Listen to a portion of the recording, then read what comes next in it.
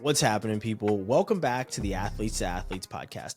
Today, I happily get to talk with my former teammate, Darnell Corbin, a man that had my back on the football field at Wilkes University and now inspires me every day to attack my opportunities with the fullest heart. We dig into his athletic past, his extensive resume that includes some of the biggest brands in entertainment, and find out where he got the inspiration to create a social media community, all to motivate people to progress both mentally and physically. As you'll see, this conversation means a great deal to me, so I really hope that you enjoy it. And as always, I appreciate you listening to the A2A podcast. So today I'm sitting down with a man who I had a chance to share a campus with, share the field with, be inspired by, Mr. Darnell Corbin. And I told him I could not wait to get him on this show because for so long I could look at social media and, for the longest we were on the same campus. We talked basically every day, and then you graduate, you part ways, but always being able to look over and see my man doing his thing and really putting in that work was always the dopest part. And I had to start the show out by giving this man his flowers because I'm super inspired by him. Like I said, this is Darnell Corbin joining the show with me today. But Darnell, I'm going to give you the floor to start out. Introduce yourself. Let us know where you're from and a little bit about you. Oh man, first folks echoing that, man. Like Ryan is my guy, so I'm super excited to be here as well. Name is Darnell, Darnell Corbin, to what Ryan said, and from New Brunswick, New Jersey, the heart of New Jersey. I like to say it's literally right in the middle of it.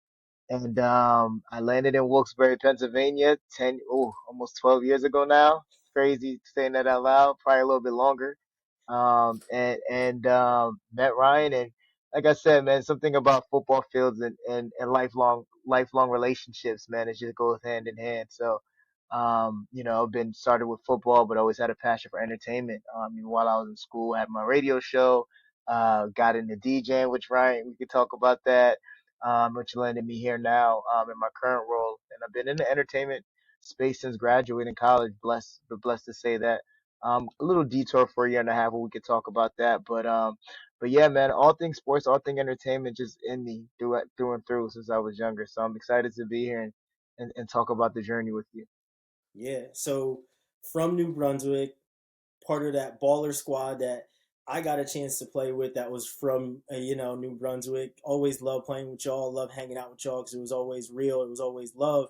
But what was it like growing up around in that area around so many dudes that were just going and getting after it? What was that Man, inspiration like, and what made you just want to be out there balling?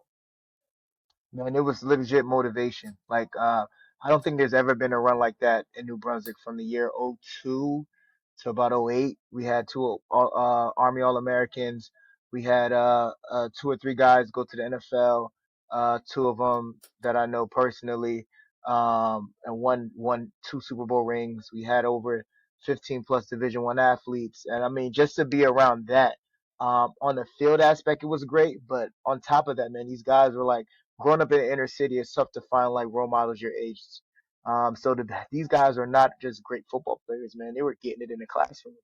So they taught me how to be cool, right? They taught me that you could be cool, you could be smart, and get the girls, and nobody would mess with you at all either. So they were like honestly like my superheroes, um, you know. So I always to this day call them Big Bro. Guys like John Vicasillas, Dwayne Jarrett, Andre Dixon, who's like a UConn legend right now, in Connecticut. They had like a huge mural in the meeting room of this guy. He's cemented himself there, and that's just to name a few. So it was great, man. It definitely in eighth grade. I never forget eighth grade. It was Dwayne Jarrett's junior year when he first started getting the buzz. New Brunswick, we were down for a long time, so it was about the same time we were starting to get back to it. Coach John Quinn, shouts to Quinn, got started getting this back right. And I remember walking in the stadium and looking to my left, seeing USC, Virginia, colleges like that, still packed, cheerleaders. There was a chant that they did when you made touchdowns. And here I am, a 5'5", about a buck 40 at the time. My mom wouldn't let me play Pop Warner because of church on Sundays. So I knew, like she said, when I got to high school, I could play football. So I was like, man, I can't wait to get this opportunity to do that. So once I got to high school, I knew I had to get to work. All the guys were playing in Pop Warner, so a lot of coaches knew them, and I just know I had to outwork everybody at a young age. And the gym became my friend. I'm like, listen, I know I can't grow, but if I can be stronger than everybody, you know what I mean? I can have a chance to play. And so, I remember scrimmaging against, younger underclass scrimmaging against varsity. And I think Dre, who was our running back, who played at UConn, I think he rushed for like 400 yards on us in the scrimmage. But getting our bumps and Jade and them not taking any shorts on us. And pretty much we lost one game my freshman year and we came back to school that Monday and they talked about us like we lost 17 games in a row. And so it motivated us, man. They held us to a standard, which I feel like it's always great, man, being, coming from your background and having the family and your big brother playing and who your Mhm. uncle is. You need people to remind you what that standard is and that sometimes what other people might think, oh, no, that's cool. Certain places that's not okay. Mhm. So throughout my high school year, I think I lost 4 games throughout my senior go high school. Was there for 2 state championships. So man, just a great journey, man. New Brunswick is through and through. Got it tatted on me. I can go anywhere in the world, man, and I'm gonna always let everybody know I'm from New Brunswick, New Jersey. Yeah. So, it was that big influence from that big stage that you eventually got a chance to play on, and but you weren't just like a one sport athlete. You were in multiple sports, but what was it about football that you knew that's where you belonged and that was going to be your ticket to that next level? Oh man, I knew I was smart, but I knew I wasn't like full ride smart from an academic scholarship, right? Track, I love track, but I just knew I wasn't like, full, like super fast. Like I was good, we won the state championship. I was in high school. I was a part of that 4x4 team, but I was just the guy to make sure that no one passed us, right? That was my position on the third leg. It was like we had 3 speedsters. Like, yo, we gave you this baton. Just don't lose wherever you're at. Stay there. So that's where I was in track. For football, for me, it was like, man, listen, football is about dedication, drive, discipline, and those are things that you don't. No matter how tall you are, no matter how tall you are, how big you are, you can measure. Like basketball, you can be great at basketball, but if you're 5'5", 5'4", it's gonna be tough for you to make it around, with 6'3", 6'4" guys. But if you have heart, you got determination, you got hustle, all those tangible things, discipline, great leader, you can make it on a football field. So, once I realized that, I was like, all right, let's do it. And my freshman year, I came in, had to learn the game. Sophomore year, my coach wanted me to play varsity so bad. Not so bad, but he pushed me to make that a goal because as a sophomore, I'm just cool with JV and like he would Mhm. ride me, you know what I mean? And Coach Quinn definitely kind of brought a dog out of me that I needed. So going into my junior year, I was like, yeah, no, like, I'm coming for everything. I know I can get it. I know I can, even if I didn't get a scholarship, I can get some money to go to school. So after like my sophomore year, I stopped playing basketball because I knew I wasn't going to play ball. Like most kids in high school playing basketball, and I just stuck with track and football, gym, and running track. So those are like my 2 things. And it's crazy because the inner city sometimes people feel like this is your one outlet out of a situation. For me, I knew that it was assisting me into another step in my journey. Like I knew I never had NFL on my mind. Like I never knew I was going to go to the Mhm. NFL, but I knew I had a gift that I can get to a certain point that can help me elevate not my life but just my family's life and like change the trajectory of like people from my school people from my family going to college, first person in my family to go to college. So changing that narrative there, being an example for my brothers and my sister and people from around my way coming back and being able to speak. So even at a young age, I just knew that's what I wanted to do, and football was that for me. So I leaned in heavy, and once I put all my chips, in the middle of the table for that, I just knew I had to just go full tilt. Hmm.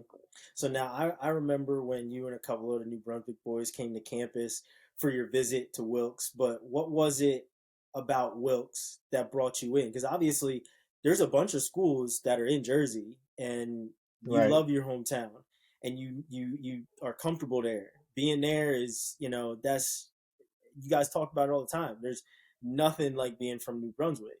But what was it about small town Wilkes-Barre, Pennsylvania, that brought you in and kind of made you want to make that home? So first it was I knew I wanted to be away. I knew if I stayed in Jersey, I knew that I wasn't going to be able to lock in like I wanted to lock in. Being that I've been too close to home. And to be fully honest with you, I was looking at HBCUs, but then I'm like, I've been going to school with minorities my whole life. You know what I mean? I've been Black, Hispanic. That was the demo. 99% of my school. So I knew in order to be able to be in certain rooms or being able to just diversify myself, I wanted to go to a diverse school, you know. And so those two things are like my main reasons. All right, I know I want to do that. So those are like my non-negotiables. And then being that I was tall, I wasn't tall enough, but I was good. You know, I was played in this top 30 All-Star game and stuff like that. But so college will come in and they'll see me on tape and they'll see me in person. And you know how that goes. They see you on tape, you look a little bit taller. You see you in person, you're getting called in. You know, my one guy went to Georgetown, and at the time, me and him was getting recruited around the same one AA levels, like your Lehighs, your Lafayette, so schools like that. And he ended up going one AA, but I knew I had a couple of schools that told me if I come in, you can sit, play special teams, maybe your junior year we can get you on the field. We can offer you a partial, you can walk on. I had a good game, a couple of great games where I had some people tell me, hey, come and walk on. So I had all those things, but when I went to Wilkes, Coach McCree was my recruiting coordinator. Shout out to Coach McCree.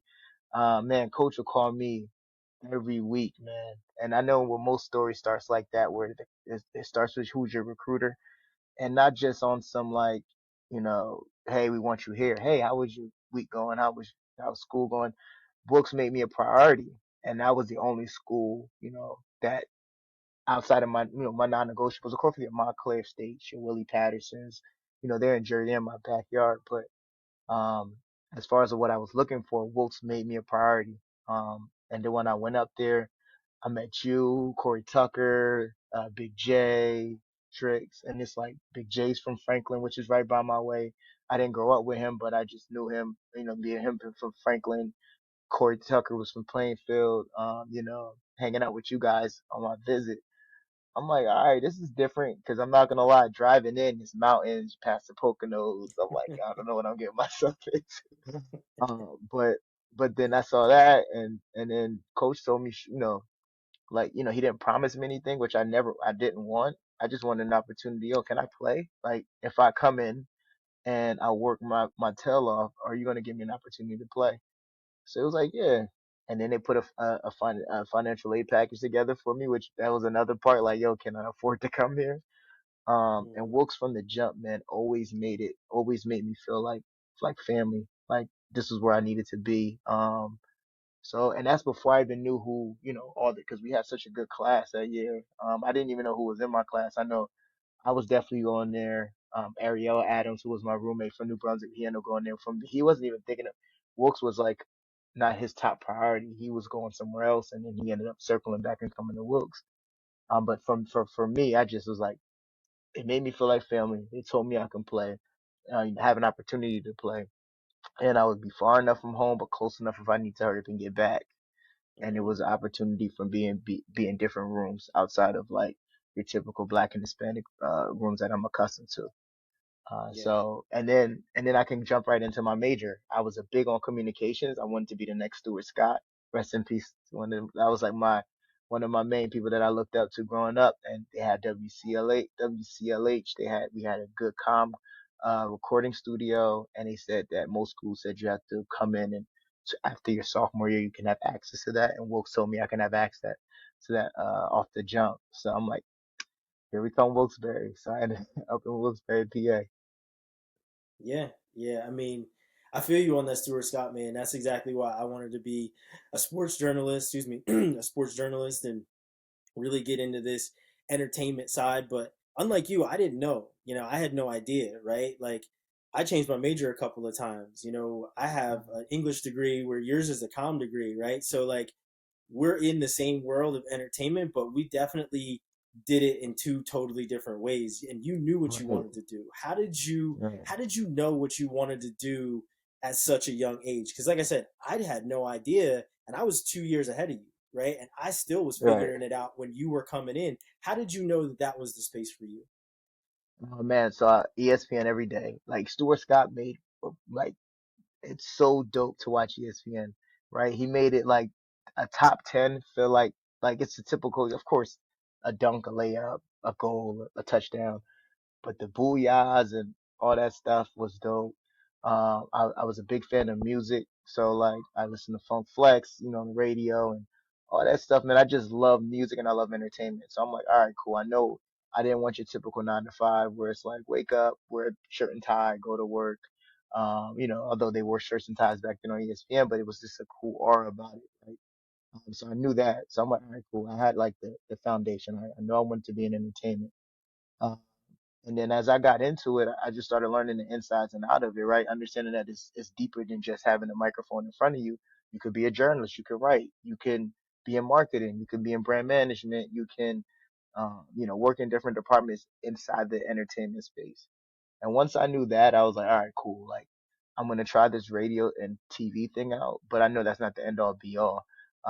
For me, I just always just had a passion for it. So I would and we can get into this later or now. But while I was there, I ended up interning at Power 105, and that kind of really like fed that beast of like, all right, this is what I want to do. Like, I don't care what I have to do it. If I had to, work in a small market and work my way back up, or however the case may be, I was willing to take that. And my mom, she's from St. Croix. She's a island girl. And so growing up in, most West Indian parents, they have this, especially when they don't grow up in the States, they have this mindset of like, oh, you go to school, you're a lawyer, you're a doctor, you have a good, my mom was super dope with like understanding my path, but it's not like this is something that we talked about, but once I told her like in high school what I really, really wanted to do, man, I think that was another part. Like she supported that. And it wasn't anything financial. She didn't put me in any class. It's just like just her being like, all right, cool. That's dope. I think that was enough for me to be like, all right, let's get it. Mhm. So yeah, man, it was just it's just always something that been in me, and it always been an itch of mine. Yeah. And I remember the radio show. It was something that, for everybody listening, I may be the one running this show right now, but we used to tune in for Darnell's show whenever it was on. Like it was a vibe. Like we would just tune into it because then after that, Darnell's was coming over and we were all gonna hang out anyway. So Right, it right, was always just dope to hear my man on the radio because like I said, back then we didn't really know much about that, right? Like right, it was newspapers, it was a little bit of TV, and it was radio. You didn't have podcasts that much. You didn't have a lot of the right. things that we now have. So like sitting back and like listening to your boy on the radio and having him have guests calling in and he's spinning records and he's getting the vibe going. That was what got the night going for us because we were just happy to Yeah, hear yeah, yeah, one of us doing it, and he knew we were listening. And he was always vibing, so it was always dope. And and that's the thing is, I never truly asked you what made you get into that. But I remember when you were with Power 105, how did you go from, small town WCLH to Power 105 and get that internship? Oh man, so the great thing about WCLH, as Ryan just stated, it's the only hip hop radio station in Wilkes-Barre, PA. Like there's other stations, but none of them played hip hop consistently, like we had the luxury of doing, and we had free range to play whatever we want as long as it was clean and then as long as you stayed within the guidelines of the radio station, right? So I knew that, so I took full advantage of that. I'm like, cool. I'm familiar with playing back home. I know it's hot, so I started like just living up there. DJ Mo was a radio DJ. He passed away unfortunately, but that's like the test. He was like the reason why I really like started getting into it, told me the ins and out of it. And so I had that a lot of things that a lot of other kids didn't have. I mean, kids in college didn't have was that opportunity to have full range and be like the main station there. So I had interned at 100.3 to be in Philly, sophomore year going into my junior year, but it was the intern coordinator left and we kind of got fell in the wayside. So I couldn't get official credits for it because I didn't do enough hours. Um, But I had that on my resume, and then I sent in like some of like the stuff I was doing on WCLH, and I had that on my resume and what I was doing there, and I just shot my shot. Like one day, I remember, I'll never forget. I'm in my dorm room, and I'm just applying to internships, and I just applied to this Clear Channel one, and I applied to be on air programming. Like I wanted to do on air stuff, but I ended up getting in the marketing department, right? And I was like, you know what? Cool, let's do it. And I'll never forget. I was coming home from Thanksgiving break. Um, I pulled in front of my mom's house, and I got a call. And like you said, this is before like all this technology stuff, right? It's like they call your house, they call your cell phone, they call your house phone. If they don't, they'll leave a voicemail. And we back then we actually checked voicemails. They called my house and they called my cell phone. And I remember the voicemail, and I was like, all right, let's get it. So being that I was from Wilkes-Barre, I had to go back to school and ask my advisor, Jane. Actually, I called her during break. I was like, hey, Jane, I have this great opportunity to intern at one of the big radio stations. I'm giving her the background, how important it is to me. But I'm like, I go to school 2.5 hours away from here. There's no way for me to be able to be on campus and then still fulfill this internship. So Jane was like, all right, let me make a couple of calls. So man, Jane, she called a couple of people for me. By the time winter break came, she was like, look, we're going to give you 12 credits to intern here. She was like, so that's unheard of. Like most of the time you get 3 credits, 6 credits. And that's another thing, man. I love Wilkes for that. They gave me 12 credits. They gave me like, that's the only thing that you have to focus on. And if you want to add more to that, you can take, some classes at your local community college so you don't get behind on your general education courses. She was like, it's going to be some extra work for you because I had to take summer class. I had to do, um, class at the community college, and I had to do winter classes the final year to graduate on time, because of that sacrifice. But I'm like, yeah, let's do it. And it helped me because most kids was juggling school and internships, and all I had to do was focus on my internship and take one. I took a science class at a community college, so I'm taking one regular class, and the rest of the time I'm focusing on working. So I'm there. Most kids are doing like Monday, Wednesdays, and Fridays. I'm there Monday, Tuesday, Wednesday. I'm doing Thursdays. I'm Friday. Like, bro, I'm like grinding it out, and that started me like getting a name and some recognition within the company on some of the stuff that I was doing. And for me, I always just felt like I had a great personality. So I just like, man, if I just get in the room, I can make my presence felt. And because I had that opportunity to take 12 credits, man, I was able to land at at the time, it was up and coming at the time because at the time, Hmm. Hot 97 still was the top. And so Power was like getting their legs and their footing as they've been blessed to carry their way up. But um, yeah, so while I was there, man, I just did my thing and ended up, essentially picking that over football the next year. I didn't play my senior year, because I was like, had an opportunity to intern at the Breakfast Club and continue to intern at Power 105. So I did that. They actually offered me a job, and it's funny, and we can talk about that. I couldn't take the job because my license. I had 2 speeding tickets before the age of 21. And kids, that's very important. Like you don't think that it matters. So they offered me the job, and I never forget. I was heartbroken because they offered me the job. I'm excited. Everybody's I'm working at Power. Then I get a call and said they did my background check, and they have to insure you because as a part of the promotions department, you have to be able to drive the vehicles back and forth to site. And their company policy, they didn't want to insure me because of my driving record. At the time, I had 6 points on my license or something like that. But you're 6 points on your license at 20, 2021. It wasn't good. So again, a life lesson for me. But I was blessed enough while I was there. The dope part about, I think, like one of my stories that I don't tell often, but for my boy Ryan, while I was there, I actually was a part of the crew that brought the Breakfast Club to life. So this was like we were in like a meeting, and at the time they asked me like, they was asking a whole bunch of interns like, what do you listen to? And I told them I straight up listen to Hot 97. I'm like, hey, listen, I listen to Hot 97, and they're like, all the interns were like, oh, like you're tripping. But at the time it was like they had like just a younger host, Cypher Sound. It was a Black Puerto Rican and Jew was their tagline. It was Cipher Sounds, Hmm. Rosenberg, and I think it was K Fox who was it.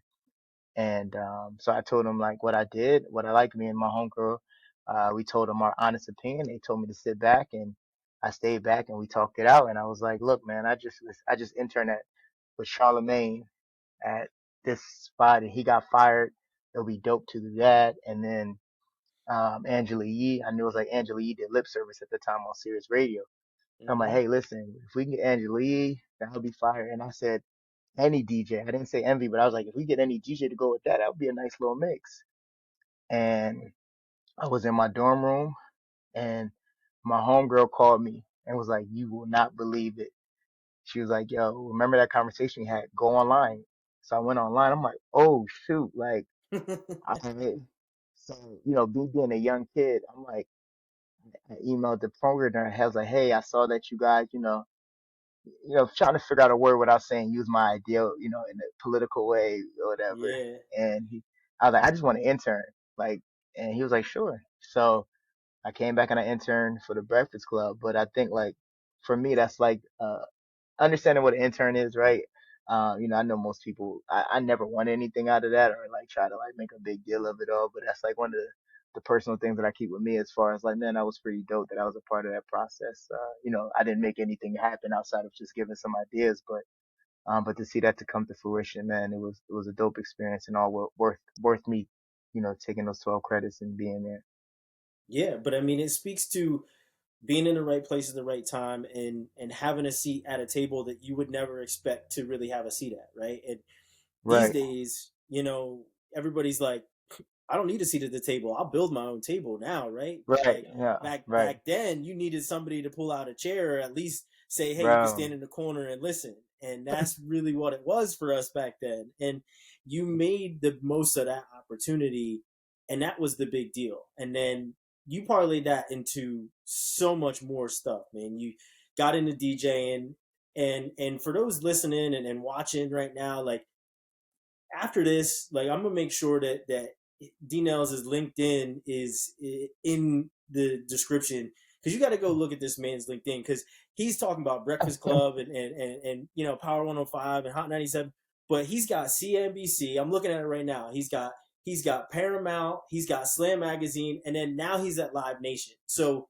yeah, talk man. about your career path and how it all worked for you, right? How did you make all of these things happen and continue to build?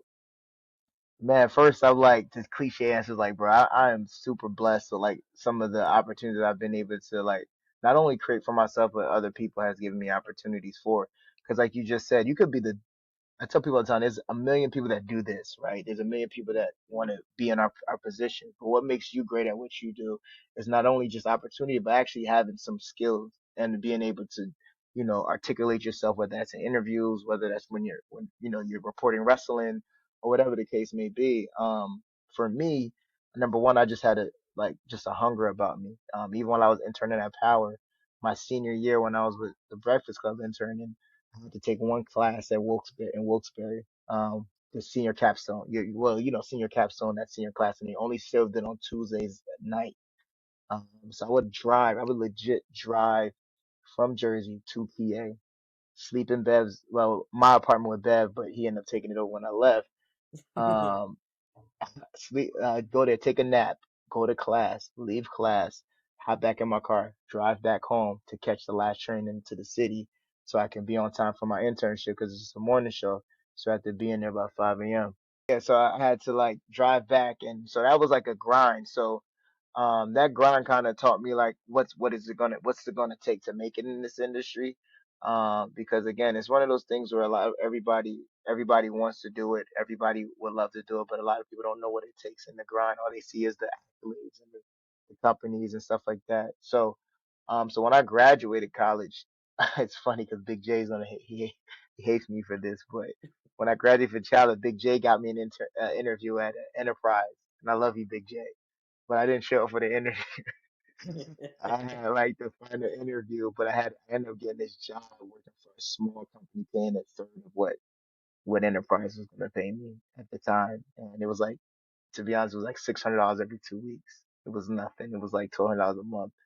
But I Mhm. knew that if I took this job working for this small entertainment company in the city, that I'll get put in the right rooms that can help just kind of, you have to kind of paint a picture to the public of like that you are somebody in a way. I know it sounds fake, but it's like, being in certain rooms, being next to certain people, being in certain places. Those are all things that I kept in mind when I was like strategizing how I wanted to be in the position that I wanted to be in as like when I got older. So I took the job, was able to rub elbows with some people.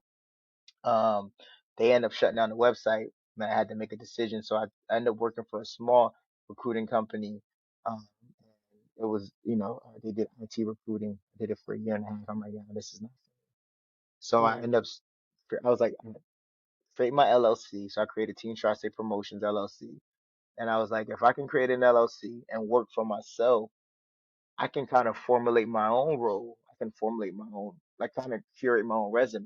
Right? So I was DJing, of course, it was under that LLC. I was throwing events. I was taking on like small boutique clients, putting together marketing plans for them. So this when social media started getting like cool. At the time, it was just Twitter and Facebook.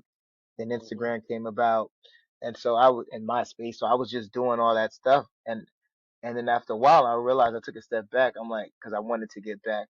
DJ and all that was great. I did that for 4 years, but I'm like, you know what? I ended up becoming a dad, and I'm like, I got to start thinking the future. I can't just think like month to month or like doing cool stuff. So as I'm trying to figure out how to get back into like use my degree, right? Always, that's what I tell kids: go to school because you can fall back on your degree. I know school isn't the cool thing, and everybody's telling you not to go to college, be an entrepreneur, go to school. So I ended Go up to school. knowing I had a degree, knowing I had a degree, and I was like, all right. So I just started like putting together, thinking about all the stuff I did. Right, my internship at the Power 105, I did that for 2 years. Okay, cool. I got 2 years of experience there, and okay, I've been doing this for 4 years. So technically, I got like 5 or 6 years of experience.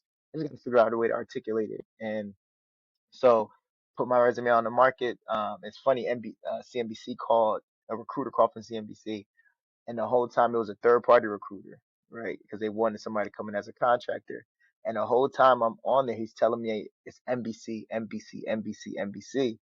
So I get on the interview and I'm like, hey man, I watch NBC all the time. I'm naming all NBC shows and all this stuff. And the guy is Steve Smith, man, I love him to death, gave me an opportunity. He was like, this is for CNBC, right? Mind you, I did no research on CNBC. So at this point, I'm like, oh, I didn't get this. Like, it's like this is done. I was like, I'm done. And at the same time, I was, like I said, I was trying to figure out what I wanted to do. So I applied to become a state trooper. Right? I'm like, well, forget it. At this time, I just want to make some money. I'm a dad. I'm nervous. When you become a father, one thing you instantly don't think about yourself. And I don't want to say I panicked, but I just wanted to be able to provide the way I should provide as a Mhm. dad. Um, but state police, they ended up denying my application because I was in so deep into the hip hop scene. Like I worked for allhiphop.com. I was interviewing Snoop Dogg. I was doing interviews with Casanova, all these rappers. So they thought I, for whatever reason, affiliated in some way with like, smoking and doing some of the, I'm like, all right, whatever. So I just got denied from that. I just got denied from that, and then I had this interview with NBC. I thought, which was really CNBC, and I thought I killed that. So I'm in a space right now. I'm just like, man, I don't know what I'm about to do. I'm just gonna have to kick it up with this DJ thing. So I'm formulating this plan for myself, right? And I'm laying in my bed, and I get a call from the recruiter saying that they wanted me to come on a 3 month contract at CNBC. So I'm like, cool. And it was like, I'm like, is it just contract? He was like, well, it's contract until they find somebody to fill the role. I'm like, well, in my head, I'm like, if I get this role, I'm not getting out. Like, Mhm. so, That's gonna be you mine. know, that's go, bro. I'm like, listen, I just need my foot in the door. Let me get my foot in the door. So it came, I got the role, and 3 months into it, they were, and it's funny because, I didn't think corporately they have to interview more people, right? So even if they Mhm. want you, by law or for whatever reason, they have to interview. They have to bring other candidates in. And I'm a coordinator, so I'm legit walking people up to interview for this role that I'm trying to get. My VP would be like, "Hey, Darnell, I got an interview. Can you?" And then come and interview for my job because I'm asking them, "Hey, what you here for?" I'm interviewing for the coordinator position. I'm like, okay. So I'm thinking like I'm not gonna get. I'm like, damn, they don't like me. But anyway, I ended up locking and rolling, and from there, man, I just was like, I'm just gonna be a sponge and just work my butt off, man. And I just worked, was staying late, helping out where I can, being a sponge, and also taking on roles, jobs that nobody else wanted to do. And I think for Hmm. people who are coming in as like a coordinator, as an intern, there's always you thinking high level. Sometimes it's not even high level. Sometimes it's just learning how to hook up the computer in the conference room, learning how to send, do things that nobody else wants to learn in the company, right? Inventory in the closet, being the person who knows how much swag is in there. And I took that serious. Like I was like, I'm gonna. So I learned. I worked with our AV guy, our IT guy. So I was an IT guy, the AV guy. I knew the ins and outs. I ended up doing the finances for our department. I ended up learning how to, book travel. So I knew how that and all this stuff that sounds like, man, I'm not doing that. I was did it. So it made it hard for me to be, somebody that they could replace. And also I learned a lot. So I was there, but while I was there at a lot of places, you realize that, there comes a line where you kind of want to elevate yourself. And although, Hmm. CNBC was phenomenal to me, man, I still talk to people from there to this day. I just felt like, I wanted to elevate myself a little bit faster. So I had the opportunity at Paramount that came about, interviewed there. And again, another journey. I applied for that job in February. A recruiter reached out to me. I applied in February. I didn't get hired till July, bro. So I'm in this interviewing process from February to July. I interviewed the most I've ever interviewed in my life. I did two presentations, um, but you know, I thought it was done. They actually denied me for a job, and then they called me back and said they had another opportunity, they wanted me to interview for it. Again, persistent, just staying the course, and so I did that. And ended up landing at Paramount, which I was on MTV VH1 and Work with Love and Hip Hop, did the VMAs, put together some dope documentaries for Ancestry.com while I was there, and then had the opportunity to come about at Slam to be the director of marketing, which at the time to me was a dream job. I thought it was going to be my dream job. So I had a great boss at Paramount, I had a great system at Paramount. And I'm like, I was always thinking like level up, right? And it could be a gift and a curse Hmm. because you start chasing money instead of chasing opportunity. And that was always my foundation. I've always told myself, if you find the right opportunity, the money will come. And that was always my thing. I think how much it costs, I mean, how much I was going to get paid. All I cared about was how can this better me for the future. And then to be honest with you, Slam to me was more so opportunity for me to make more money, and I actually liked it. I liked the brand. Obviously, playing in sports, I know the brand. I thought it was great, but I had a great thing at Paramount. Like I had a great thing, great boss, great team. So I left Slam in October. I mean, I left Paramount in October to start at Slam, and then I ended up getting laid off in February. So I got laid off in February. It was like from me and a lot of people on LinkedIn. I feel like I was going to LinkedIn every day around that time, and everybody was getting laid off. Hmm. But I was only there for 6 months, man. I felt like I made this wrong move. I'm like, questioning my decisions and all that good stuff. And been blessed, man, just by number one, just having good interviewing skills. I feel like everybody should take like some interpersonal courses, improv. I took improv classes, acting classes. I've taken speech and debate at Wilkes, and people are like, why should I? Even if you have no intention of being an actor, no intention of being improv, no intention of being a journalist or working a mic, those are just tangible skills that you can use throughout your day to day. Hmm. Being quick on your feet, being able to answer questions, being able to present yourself, or and articulate your words without in and having to think for a little bit. So I've been blessed, man. I was out of work for 6 weeks, maybe 6 to 8 weeks. And I'm complaining about that, but I'm just like in hindsight, man, I know people who've been out for a year. So, and I'm out here, I'm at Live Nation, man, and I'm, senior brand manager here. And, I couldn't ask for a better bounce back. This company is phenomenal. Obviously, everybody knows that they put together pretty much every show in America or in the world. Um, Hmm. Between that and Ticketmaster, and having those two things work hand in hand, it's just been a great opportunity. I'm here for almost a month and a half, about 5 weeks, so fairly new. But again, it's everything that you've been doing throughout your life leads up to these moments, and everybody thinks when they see Live Nation, oh man, you did this, you did that, but they didn't know I was sleeping in train stations because the last train didn't leave and I had to wait for that, or I had to drive back and forth to Wilkes or the nose, right? I applied when I got laid off, I applied for like 123 jobs. I'm gonna be real, and only got deep in like two or three interviewing process, maybe.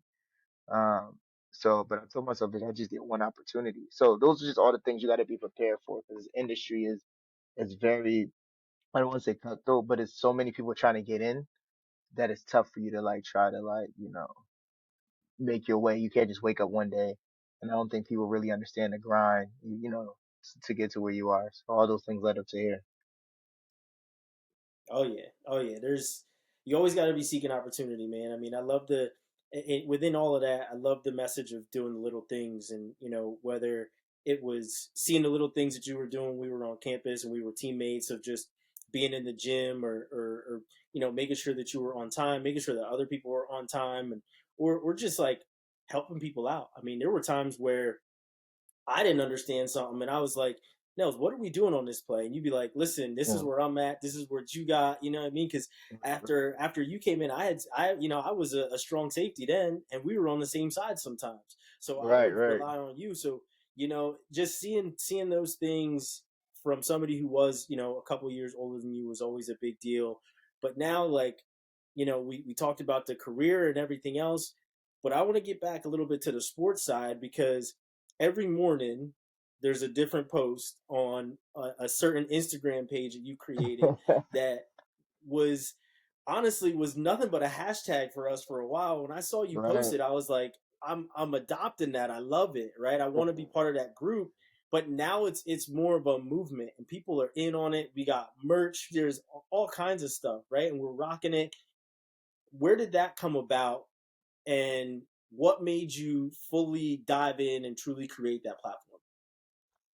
Oh man, to your point, like it started on a hashtag and on honestly just on some like I don't know if you worked out today, but if you didn't, I got you. So we worked out today. On some just funny thing, Yeah. right? And it was on, hashtag we working out today. Fitness has always been as an athlete, I feel like you never stop. Have an itch to figure out either compete or work out or figure out a way to keep yourself motivated or stay in shape post play. So me being in the gym, so I was working out.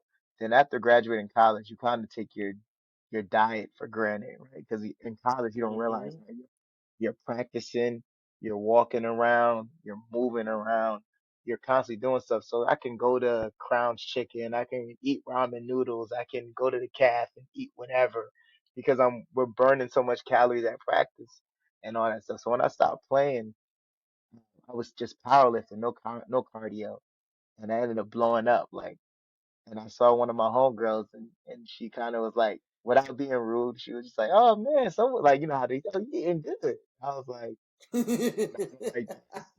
I don't like that." Like, I don't think she knew that hit me in a different way. Like, she didn't mean no ill malice by it, but it was just like, nah.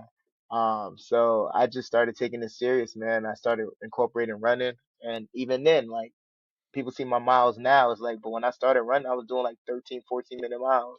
Cause we're football players, bro. We run in spurts. Like Yeah. we never Those plays last 5 seconds. That's about have it. You get seconds, man. 5 seconds and that's it. 5 seconds, and you're done. You don't have to worry about running a mile for what? Like, no. But I knew cardio was important for me to trim down, so I started working out and I got into fitness. And I realized like the importance of building a brand, right?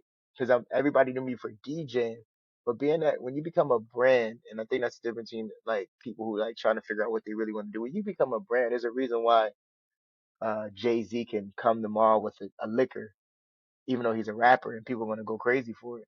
Or Beyonce can sell clothes because they're a brand and people buy into the brand. So I started becoming a brand with the DJ, D-Nails and personality, doing interviews and being with these rappers, doing things like that. I was like, I'm just gonna tell people I do fitness now. And again, I was self-employed. I needed more ways to make some money. So I got this fitness course and I just started like studying up on it. And I was like, I needed some more ways to make money from just a hustler's mindset. So I'm just like, all right, I do fitness now. And everyone was like, all right, cool. So Yeah. I started training people. And then again, I started this hashtag, man. That's where the love of the fitness got. So like the actual business side of the fitness came. And I started this hashtag. And then I was big on owning stuff, right? I see a lot of people sometimes they they create stuff and they don't own it, right? They have these dope sayings, or you see all these legal battles where people are like, well, I started that phrase, and they're like, well, you didn't trademark it, or you didn't do this. So, with me, I was like, all right, before I'm gonna use this hashtag, and once I saw enough people, like again, you were a big part of that jump off. Like that's why I sent you at the time a free shirt because that's all I could afford at the Hmm. time with a new business. But I'm like, man, it was people like you, and other people who were using the hashtag that made people want to feel like, oh, I need to be a part of this community. And so once I started getting that community vibe, I just trademarked the phrase. We worked out today. Um, and so I was like, let me get my business first. And then once I got the business side together, I started the Instagram, and it's just been in. And the main purpose of that, because I've had people come in and they tell me like, want to come in as partners and invest and all that stuff. But I tell people all the time, man, I'm blessed. I make money. Like I got my job. I've been blessed to like make good money throughout my, over the last couple of years or whatever. I'm like, bro, I want to have something where people don't feel pressured. If you like what I do, buy a t-shirt. If you don't, I'm still gonna give you game. People call me all the time, asking for fitness advice. I do, at the time during the pandemic, I was training a little bit because I had more time, so I went back to training.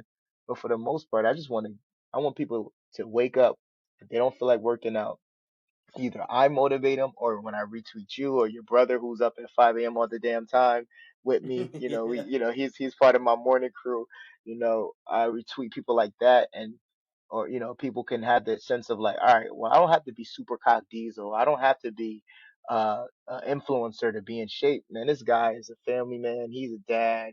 He has kids. Okay, he can work out. Okay, this guy, he travels. He does work. Okay, oh, he works out. Oh, this mother of three, and so that's where people started getting that sense of community. And that's what, like I lean on, that's what we worked out today is just a community of people motivating each other to work out each and every day. And my thing is if I can touch people through messages, and then I started just, at first I was just going to post workouts. And then I realized the power is in the message, right? I just felt like Hmm. there's a million people working out online. I can go to places, but when you come to the page, I want you to, whether you like it or not, like you don't have to like it, comment. It's not about engagement. I just want you to watch the video, and if it hits you, that's all I love. Like I've had people message me and was like, "Man, like you don't understand this message here and what it did for me." I had somebody reach out to me from jail one time, which I don't know if that was legal for him to be in jail with Instagram, but he just told me like, "Hey, I'm about to come home, and on my dark days when I was like going through what I was going through, man, watching your videos kept me going." So, man, that's bigger than any check. You can't write a check big enough for that because that's what character is interchangeable. Like you can use that anywhere. So that's what we worked out today. Came in and it started from football, man. I know, me. I just always had like a aura about me where people just love to adapt to. My in high school I was a captain, and then just through my work ethic, and then when I got to Wilkes, I was a captain for a year, and it was more so just by just grinding. So I implemented that when we worked out today. I'm like, I'm just gonna show you how to grind, and then if you guys like it, rock with me. I'm not asking you to do much. I'm not trying to sell you anything. So when I go out there and people see me bike 50 miles or run 14 miles or work out or show discipline and being up every day at a certain time, I think that's where people just adapt to it, and that's what kind of helps we work out so they grow. I had to take a step back. I ended up getting had to get surgery in October, so it had me down for like 5 6 months. But I'm blessed to be out of a cast and back to doing what I love to do, and trying to finish the year off strong with that and continue to grow the brand. Right now, I'm just trying to figure out a way to elevate it, which I have an idea to. You just gotta execute it and do that. But the core will always be people first, man. The core will always be, um, doing stuff that will benefit people who need to be, who needs that resource, and they don't want to pay $400 for someone to tell them something that they can Google. 'Cause I think that's what people forget. You could Google all this stuff if you really took the time out to Google it, Yeah. but people don't have, people invest in other things, and I want people to feel like if you want to do that, fine. Like I'm not knocking people's hustle, like that's great, and people's build great businesses off of that. But I just want to be a resource to those who don't have the means or who don't want to do that. Because sometimes all you have is a question. Why have to pay a $50 course when you want to know two things, right? So that's we worked out today in a nutshell, man, and I couldn't be more happier, man. I love it, and I tell myself all the time, like 10 years from now, I can see myself like really like diving deeper into fitness, you know, and really try whether I don't know if it's a gym or something like that, but just something there with fitness in me that I want to explore deeper than where we're at now. We worked out today just like scratching the surface. So I'm excited to what the future is going to hold there.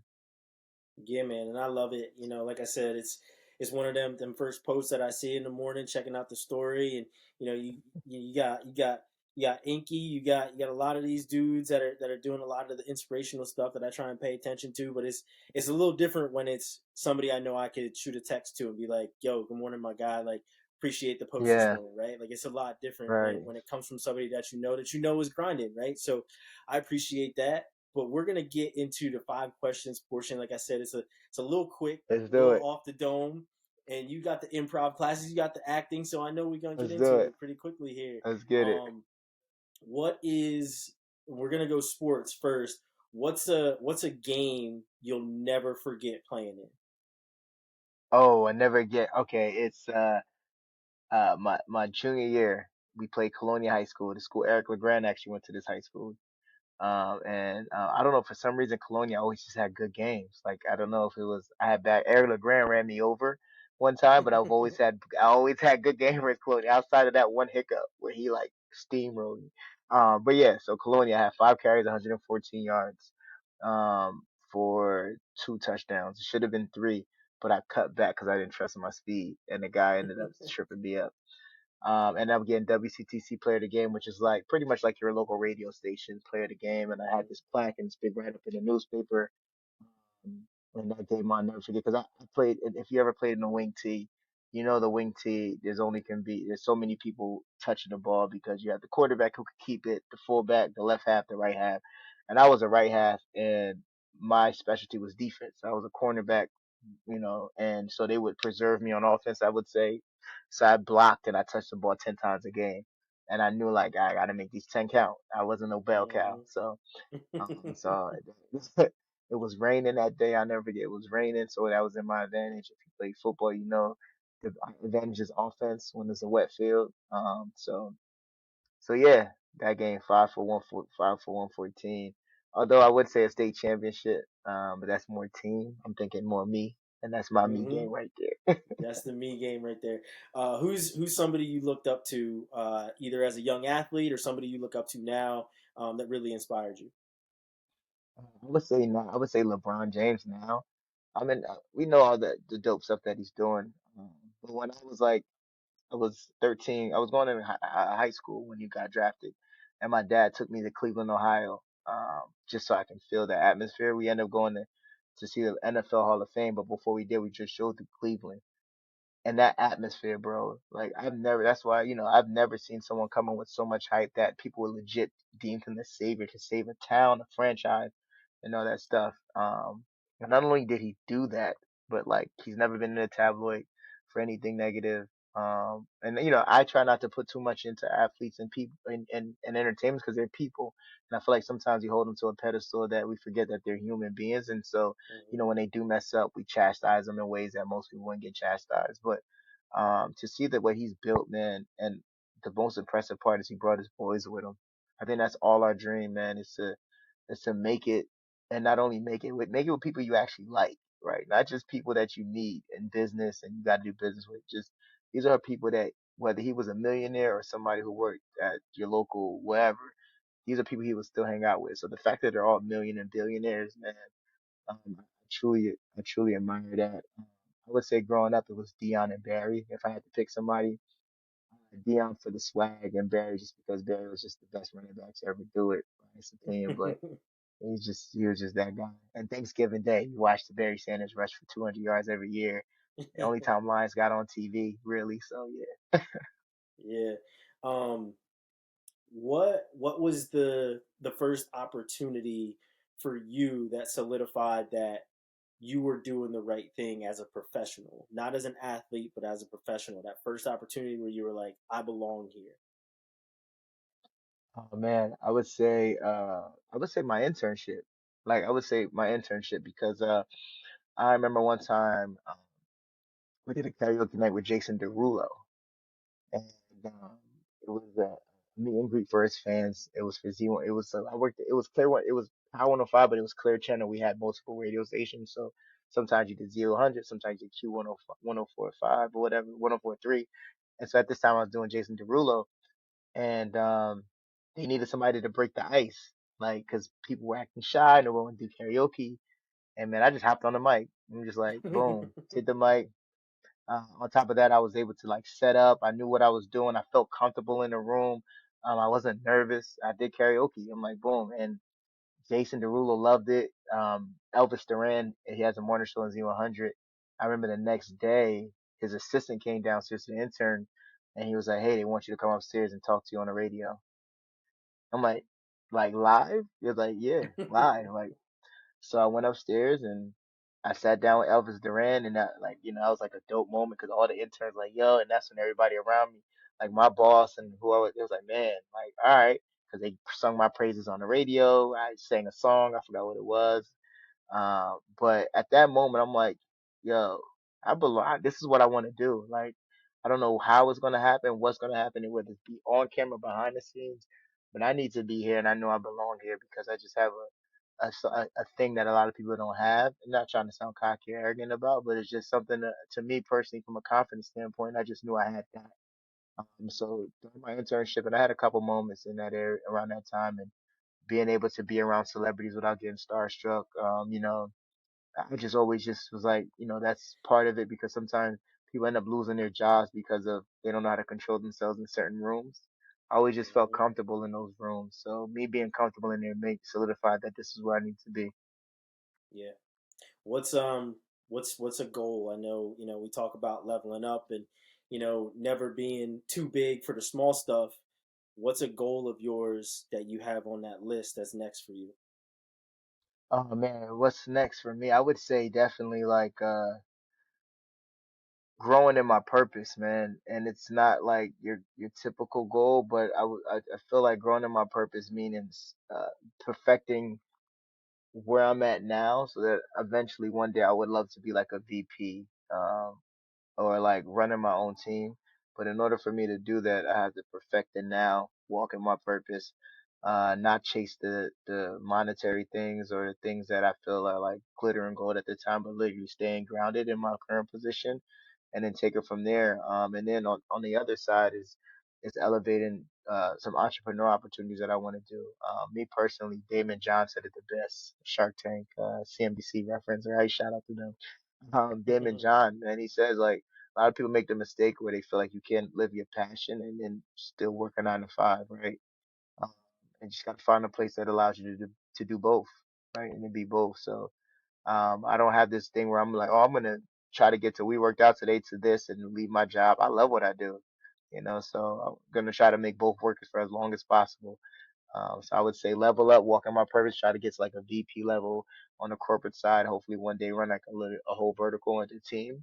And then also elevate. We worked out today and take that to as far as it go on top of some other things that I have, on pen and paper that I need to bring to life. So, those are my next two goals.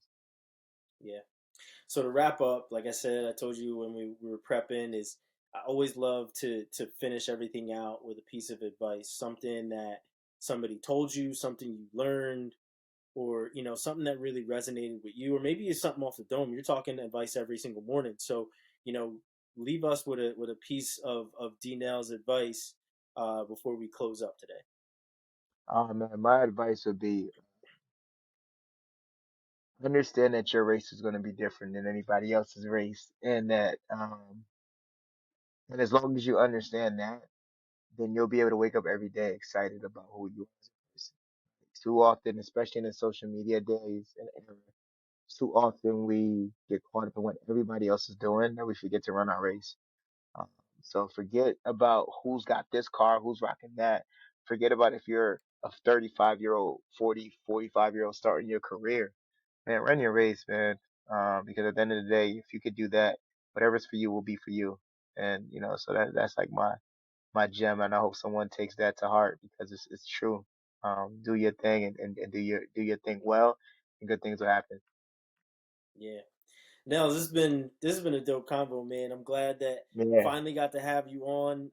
Like I told you before, super proud of everything that you're doing. I'm happy that I was, one of the first people to adopt the hashtag, and I'm gonna use it as much as I can. I haven't been posting lately, been a little bit busy traveling, doing a couple of different Yeah, things. man, Need to doing get your back to thing. posting and stuff. But man, this has been great. Before we go, let everybody know how they can find you on Instagram, how they can, be a part of the group and do the things that you're doing. Yeah, man. First and foremost, I'll take like 20 seconds to give you your flowers, bro. Like, again, man, just as much as you're proud of me, I'm equally as proud as you. I know hit you up all the time with like just telling you, man, great job, great interview. I've seen this platform grow. It started off small, and now you have people working with you on it, and it's amazing to see, bro. So please continue to do that. And not only that, you're a black journalist who's a proud black journalist in this space. I see you go to those conferences. I see that you take that serious and covering the sport that you cover. A lot of kids need to see that. So, salute to you, bro. For me, we worked out today is we worked spelled WORKED out OUT today, all one word. That's my Instagram. I got other, but that's like my baby.